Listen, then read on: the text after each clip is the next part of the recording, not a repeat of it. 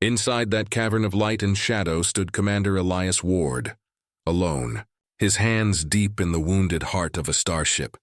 He had served across a dozen worlds, fought in wars that left both scars and silence, but this place felt different. The air itself seemed alive, filled with the pulse of something ancient and gentle.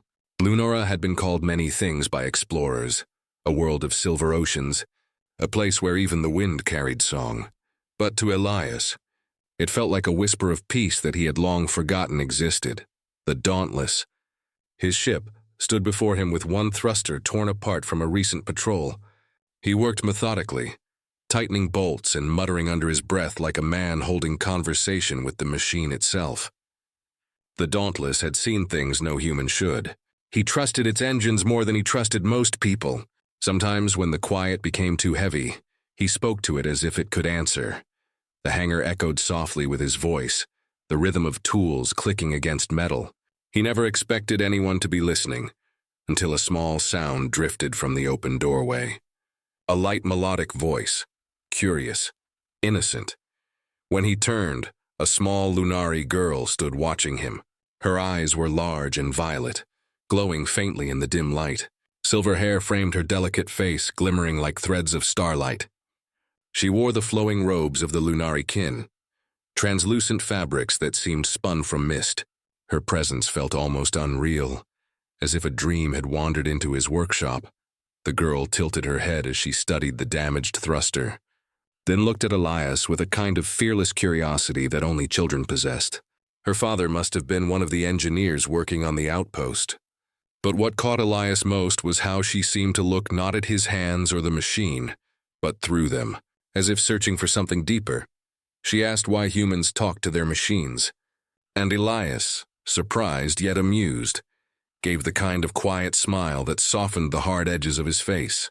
He told her that sometimes machines listened better than people. The girl pondered this as if it were a great truth of the universe. Then, with a child's wisdom, she said her father believed humans built ugly ships but gave them beautiful hearts. Elias chuckled at that, shaking his head, and asked if she agreed with her father. She answered that she thought humans built ships like themselves, rough on the outside but full of strange warmth within. There was a moment where they simply looked at each other, two worlds connected by something small and human. The girl stepped closer, her hands clasped before her, and told him that when she grew up she wanted to marry a human, one who fixed things instead of breaking them. Elias laughed at the boldness of her words. He told her that was a dangerous thing to promise to a soldier, but she only smiled wider, her eyes bright like the moons above. She said he could marry her when she was older. He humored her, playing along, and told her it was a deal. The girl grinned with pride, as if she had just secured the most important agreement in the galaxy. Then she ran off into the violet dusk, her laughter fading among the silver-lit corridors. Elias watched her go, shaking his head in disbelief, still smiling. He turned back to his work, but something about the encounter lingered, a warmth he had not felt in years. He told himself it was nothing, just the charm of an alien child's curiosity. But deep down, a strange thought took root, as if the moment had etched itself into his soul. He did not know her name. He did not know that he would remember her face for decades. All he knew was that for the first time in years he had laughed without bitterness. Time moved on, as it always did. The years that followed were not kind. The quiet beauty of Lunara gave way to the chaos of war. The fragile peace between humanity and the Lunari shattered like glass under the weight of fear and mistrust. Outpost Vega 7 became a memory, then a ruin, swallowed by the smoke of conflict. Elias rose through the ranks, his name whispered in battle reports and news broadcasts. The man who never surrendered, the commander who saved colonies at impossible odds. But for every victory, a piece of him was lost. The light in his eyes dimmed with each passing year. The promise made in jest, the one to a curious little girl beneath the twin moons, faded from his conscious mind, buried under the rubble of war and the ghosts of those he could not save. Yet somewhere, in the quiet moments between missions when he was alone with the hum of a ship engine, a faint memory stirred, a voice, a child's laughter, a promise he had never truly forgotten. By the time peace returned, Elias Ward had become a legend, and a man tired of being one. He had seen too much, fought too long, and found too little worth holding on to. When he was assigned to a diplomatic mission meant to heal what war had broken, he accepted without hope or expectation. He told himself he was too old for dreams, but destiny had a way of keeping its own promises. When his shuttle descended toward the great orbital station of Arcturus, built as the bridge between human and Lunari civilizations, he felt nothing but fatigue. The docking bay glittered with light from both worlds, metal and crystal, steel and song intertwined.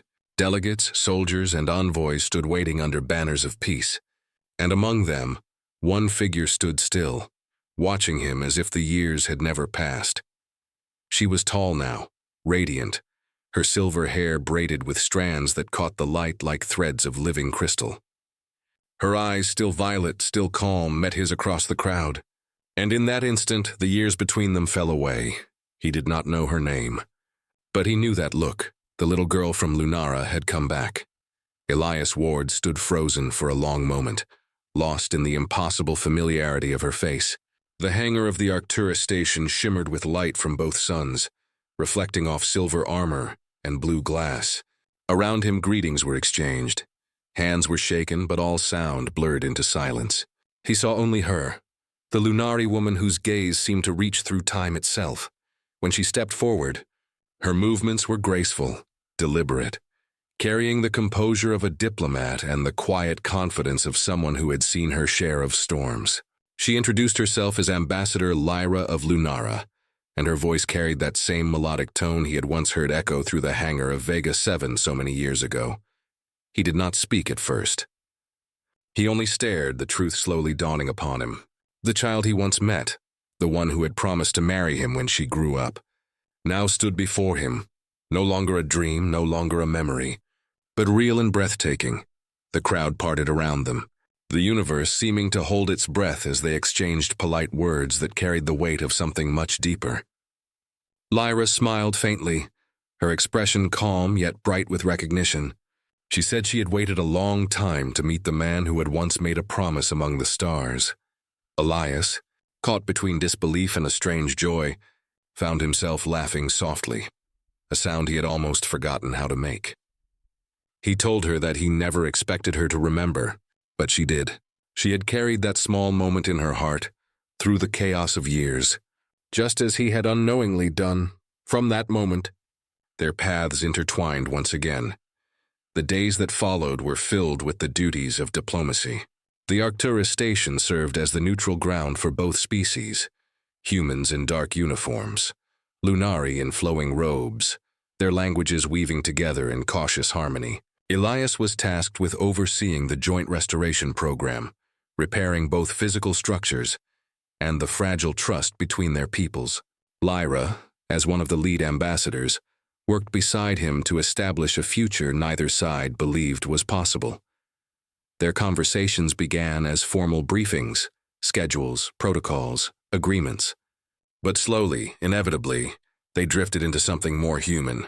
Late into the station's long nights, they lingered over shared meals, discussing the stars, the songs of their childhoods, and the scars both worlds carried.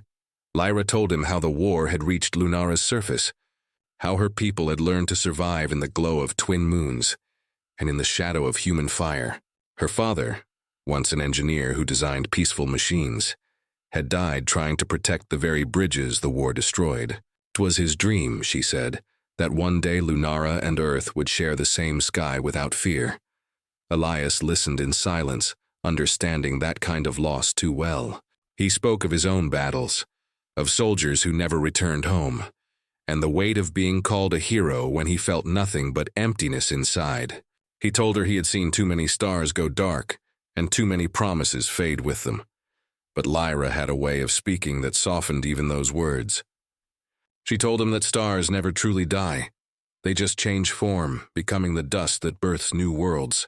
And perhaps people were like that too. Days turned into weeks. The lines between duty and companionship blurred quietly, naturally. He found himself waiting for her voice each morning, watching the way the light danced through her silver hair as they worked side by side in the observation hall.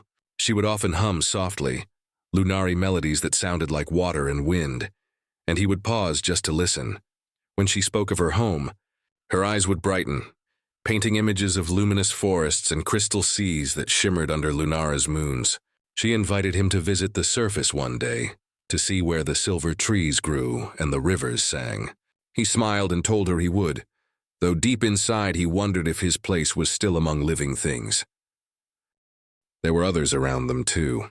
A Lunari counselor named Saren, who distrusted humanity's return, and Captain Mira Hayes, a human officer who had once fought under Elias and now served as part of the peacekeeping force. Their debates were often sharp, their tempers easily tested, but Lyra's calm voice always diffused tension like a quiet breeze cooling heated air. Even Sirin, cautious and proud, found himself respecting her judgment. Elias began to notice something unspoken in how the Lunari regarded Lyra.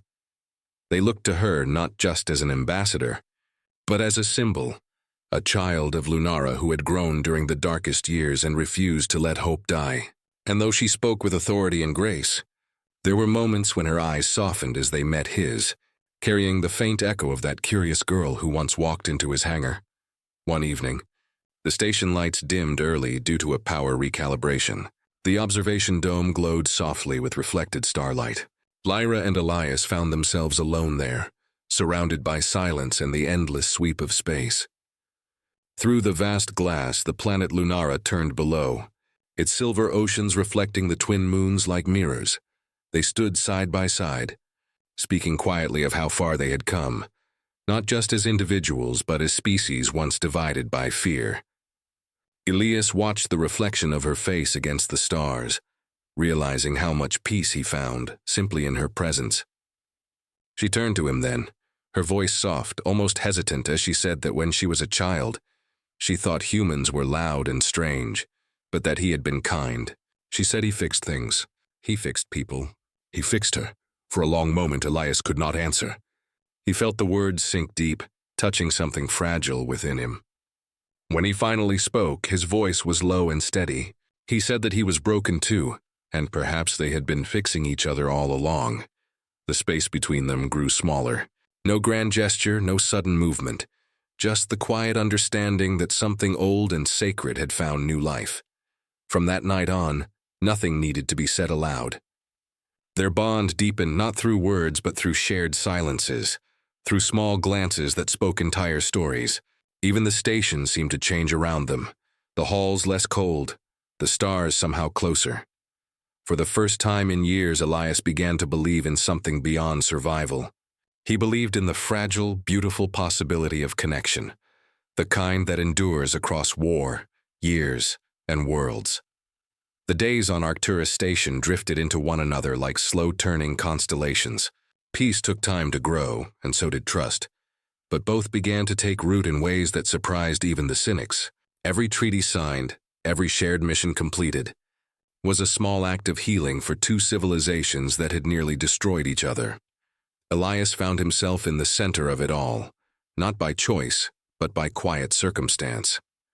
The younger officers often sought his guidance, and the Lunari envoys treated him with respect reserved for warriors who had survived the impossible. Yet, beneath the surface of duty, something much more personal unfolded. Lyra had become his constant. Their work intertwined like the threads of Lunari energy rituals, unbreakable yet unspoken. Sometimes when they walked through the wide halls lined with banners of both worlds, their hands brushed lightly, and that simple touch carried more meaning than any peace accord could hold. There were moments that lived outside time, moments when Lyra's laughter filled the observation decks, moments when Elias caught himself watching her reflection in the viewport instead of the stars beyond it. He had not thought it possible to feel young again, yet with her, the weight of years seemed to lift. Lyra's presence reminded him of who he had been before war hardened his spirit, the man who could find beauty in silence, who once promised a little girl under Lunara's moons that kindness mattered more than victory. But even as peace settled in, politics did not rest. Councils argued over resource divisions, borderlines, and cultural rights. The fragile unity they worked for teetered on the edge of pride and old wounds. It was during one of these disputes that Lyra took a step that changed everything. Before the joint council, she proposed something unprecedented, the creation of a symbolic union between both races. Not just an alliance of words and treaties, but of hearts and lives. A gesture to show that humanity and the Lunari could truly coexist. The hall had fallen into stunned silence. The Lunari counselors exchanged uncertain looks, while human diplomats murmured among themselves. It was Saren who spoke first, his voice cautious yet curious. He asked her who would dare take such a step, who would embody that union. Lyra had not hesitated. She said she already knew who it would be. When Elias heard his name echo across the chamber, he felt time stop. Every gaze turned to him, the weight of 1,000 histories pressing down like gravity. Lyra stood at the center, her silver gown catching the light. Her eyes locked on his, calm, determined, and full of quiet affection. She told the council that Commander Elias Ward once made her a promise, long ago before war and loss had divided their stars, that he had promised to marry her when she was older. Some in the room laughed softly, mistaking it for a poetic gesture. Others gasped, realizing it was not a metaphor at all. Elias, standing before the representatives of two worlds, understood what she had done. This was not merely about love, it was about hope, about faith in something greater than politics, the idea that unity could begin with two souls who once met in innocence and found each other again after the end of everything. He walked forward, every step echoing through the hall. He stopped before her, looking into those violet eyes that had haunted and healed him across the years. He said that once he had thought the promise was a child's fancy, something to be forgotten. But now he knew that even a careless promise could become destiny when the heart refused to let it die. When he took her hand, the hall erupted in quiet awe. The decision was made not by decree, but by the simple joining of two hands that had endured so much. The weeks that followed were filled with preparation. The Hall of Two Suns was chosen as the site of the ceremony, a sacred Lunari structure, built high above the planet's luminous clouds, where sunlight from two distant stars converged through crystal arches. Humans helped forge the metal foundations. Lunari artisans wove energy threads into the walls that pulsed softly with life. It became the first true creation of both species, a symbol of their future. Elias wore his formal uniform, polished but scarred, carrying the marks of his service like the rings of a tree. Lyra's attire was something out of legend, a gown spun from Lunari silk, glowing faintly with threads of white and silver light. Her hair was bound with crystal strands that shimmered each time she breathed. The day of the ceremony felt like the dawn of a new world. Delegates from every colony gathered in silence as the two stood beneath the dual suns shining through the ceiling of living glass.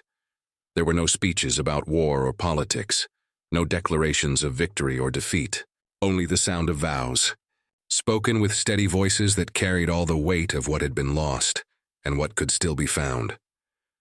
Elias placed a ring upon her hand, a simple band of metal forged from the hull of the Dauntless, the same ship he had once repaired under Lunara's moons.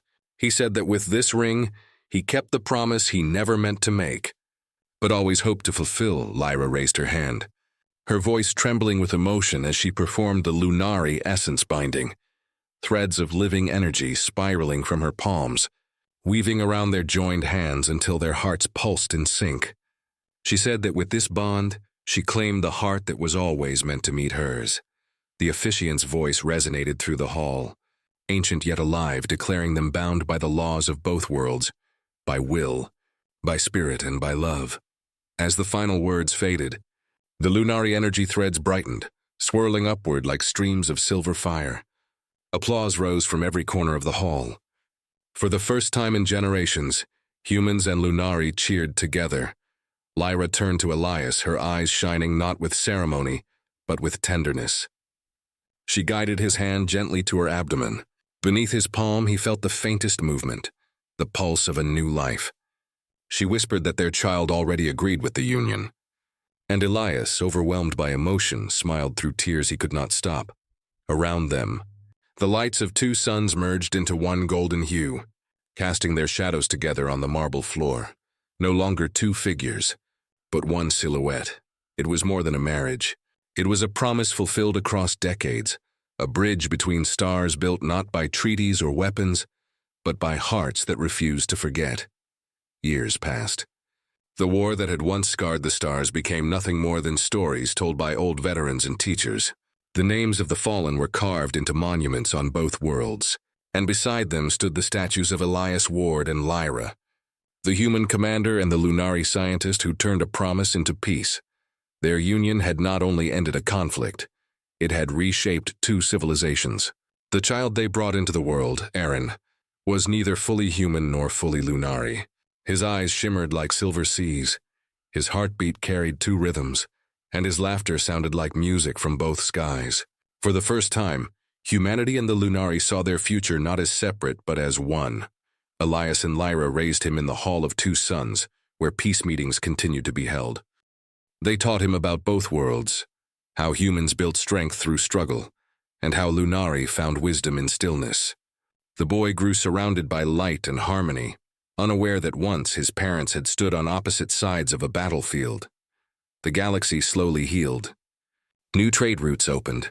Mixed crews served on starships that once faced each other as enemies. Human engineers learned the art of Lunari energy crafting, and Lunari scholars studied human courage and strategy. Together they reached beyond their old frontiers. But peace always asks for patience. There were still those who resisted, people who whispered that unity was unnatural, that the past could not be forgotten so easily.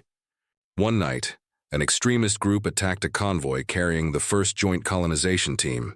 It was the first act of violence in 10 years. When Elias heard the news, his hands trembled. Age had slowed him, but his resolve remained unbroken. He led the peacekeepers personally, standing once again at the edge of danger, not as a soldier, but as a guardian of what he and Lyra had built. They recovered the captives without bloodshed. He faced the leader of the rebels himself, a young human filled with bitterness, who accused him of betraying his own kind. Elias looked at the man and said, "I fought for humanity all my life, but I learned that the greatest victory is not destroying your enemy. It is giving them a reason to stand beside you."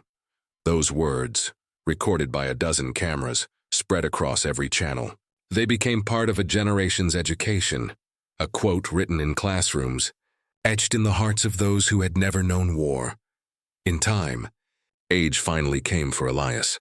His hair turned silver, his strength faded, and his hands grew unsteady. Lyra, still radiant in her ageless Lunari grace, stayed beside him, never leaving his side.